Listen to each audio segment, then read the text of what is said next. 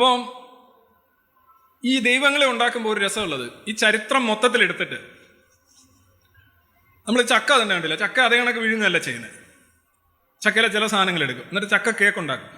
ചക്ക കേക്ക് പഞ്ചസാര ഇടും, കിസ്മിസോ വേറെ കുറേ മുട്ടയോ എന്തെങ്കിലുമൊക്കെ. Okay, right. അതിൻ്റെ റെസിപ്പി എനിക്കറിയില്ല, പക്ഷെ അത് കഴിക്കുമ്പോൾ ചക്ക കേക്കാണ്. നിങ്ങൾ പ്ലാവ് ചക്ക നോക്കുമ്പോൾ പ്ലാവ് ചക്ക വളരെ പരുവരുത്ത രണ്ട് സാധനങ്ങൾ, പക്ഷെ ചക്ക കേക്ക് വളരെ സോഫ്റ്റ്. ഇതേപോലെയാണ് പലപ്പോഴും ഇവർ ചരിത്രം ഉപയോഗിക്കുന്നത്. ചരിത്രത്തിലെ കുറേ സാധനങ്ങളൊക്കെ ഉണ്ടാവും, അതൊക്കെ ഇങ്ങനെ കളഞ്ഞിട്ട് ഒരു പ്രോഡക്റ്റ് ആയിട്ട് ദൈവം വരും. അതുപോലെ തന്നെ മിനിമലി കൗണ്ടർ ഇൻഡ്യൂറ്റീവ് ആയിട്ടുള്ള കാര്യങ്ങളുണ്ട്. എന്താ ഈ മിനിമലി കൗണ്ടർ ഇൻഡ്യൂറ്റീവ് എന്ന് പറഞ്ഞാൽ? ഒരു കാര്യം കേൾക്കുമ്പോൾ പൂർണ്ണമായി അവിശ്വസനീയമായിട്ട് തോന്നുന്ന കാര്യങ്ങൾ നമ്മൾ വിശ്വസിക്കില്ല. പക്ഷെ നമ്മളൊരു അല്പം ഗ്യാപ്പ് കൊടുക്കുക, മനസ്സിലായല്ലേ? അല്പം ഗ്യാപ്പ് കൊടുക്കുക. കൗണ്ടർ ഇൻഡ്യൂറ്റീവ് ആണ്, പക്ഷെ മിനിമൽ ആയിരിക്കണം. അങ്ങേയറ്റം അസാധ്യമാണെന്ന് തോന്നുന്ന കാര്യങ്ങൾ ആരും വിശ്വസിക്കത്തില്ല. അപ്പൊ ചെറിയൊരു ഗ്യാപ്പ് കൊടുത്തിട്ട് അസാധ്യമായ കാര്യങ്ങൾ, അസാധ്യമായ സംഭവങ്ങൾ, അസാധ്യമായ പാറ്റേണുകൾ അവതരിപ്പിക്കുക.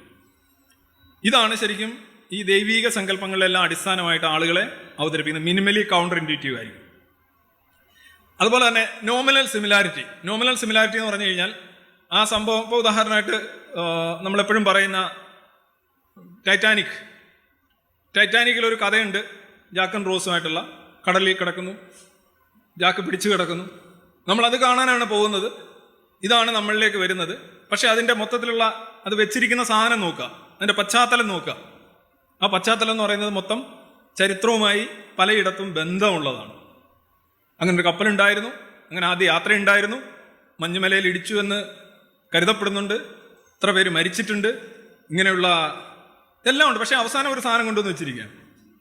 ഇപ്പം ഈ ചരിത്രം പരിശോധിക്കുമ്പോൾ അതിന് ചുറ്റുപാടുമുള്ള പശ്ചാത്തലം എല്ലാം ശരിയാണ് എന്നുള്ളത് കൊണ്ട് മറ്റേത് ശരിയാണെന്ന് വരുന്നില്ല. നിങ്ങൾ 100 കള്ളം പറഞ്ഞിട്ട് 100 സത്യം പറഞ്ഞിട്ട് 101ാമത്തത് കള്ളമാണെങ്കിൽ അവർ നോക്കുക മറ്റേതെല്ലാം ശരിയാണ്, അപ്പം ഇത് ശരിയാണ് എന്ന് നമ്മൾ ചിന്തിച്ചു പോകും. അങ്ങനെയല്ല. 101ാമത്തെ കള്ളമാണെങ്കിൽ അത് മാറ്റി നിർത്തി പരിശോധിക്കേണ്ടതാണ്. ഇപ്പം ചരിത്രവുമായിട്ടുള്ള, അപ്പോൾ ചോദിക്കും, ടൈബീരിയസ് സീസർ അന്ന് ഭരിച്ചിരുന്നു. പിലാത്തോസ് അന്ന് അവിടെ ഗവർണർ ആയിരുന്നില്ലേ? ആയിരുന്നു. അങ്ങനെ ഒരു സ്ഥലം ഉണ്ടായിരുന്നു. So what? ഇതാണ് ഈ ചരിത്രവും മതവും തമ്മിൽ അവരിട്ടങ്ങ് കുഴയ്ക്കും. ഇങ്ങനെ കുഴച്ചെടുക്കുമ്പോൾ അവസാനം ഏതാണെന്ന് നമുക്ക് പറയാൻ കഴിയില്ല. ഇന്ന് ജീവിച്ചിരിക്കുന്നവരുടെ കാര്യത്തിൽ തന്നെ വേറെ ലോജിക്കാണ്. അപ്പം മരിച്ച് അല്ലെങ്കിൽ മിത്തിക്കലൊക്കെ ആയിട്ടുള്ള ക്യാരക്ടേഴ്സ് ആണെങ്കിൽ എത്രമാത്രം വളച്ചൊടിക്കൽ അവിടെ ഉണ്ടാവും എന്ന് ആലോചിക്കുക. ഇനി നമ്മൾ കറക്റ്റ് ജീസസിലേക്ക് തന്നെ കിടക്കാം. ജീസസ് ജീവിച്ചിരുന്നിട്ടുണ്ടോ? എൻ്റെ അഭിപ്രായത്തിൽ ജീവിച്ചിരുന്നിട്ട്